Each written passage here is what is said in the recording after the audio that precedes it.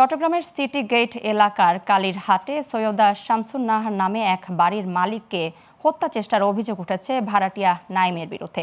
বাড়ির মালিকের আত্মীয়রা জানান, হত্যা করার উদ্দেশ্যে ওই ভাড়াটিয়া শামসুন নাহারকে পাথরের আঘাতে আহত করে।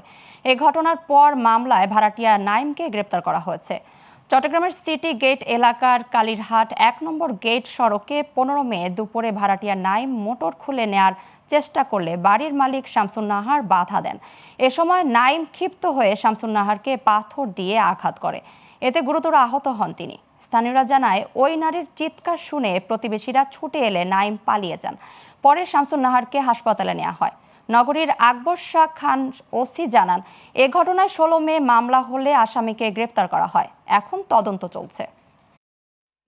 তো ওই যে গত 16 তারিখে আমরা একটা মামলা রুজু করেছি এবং এখানে যে আসামি ছিল, আসামিকেও তো গ্রেপ্তার করে কোর্টে প্রেরণ করা হয়েছে। এখন বাকি তদন্ত কার্যক্রম শেষে আমরা আসামির বিরুদ্ধে আদালতে অভিযোগপত্র দাখিল করতে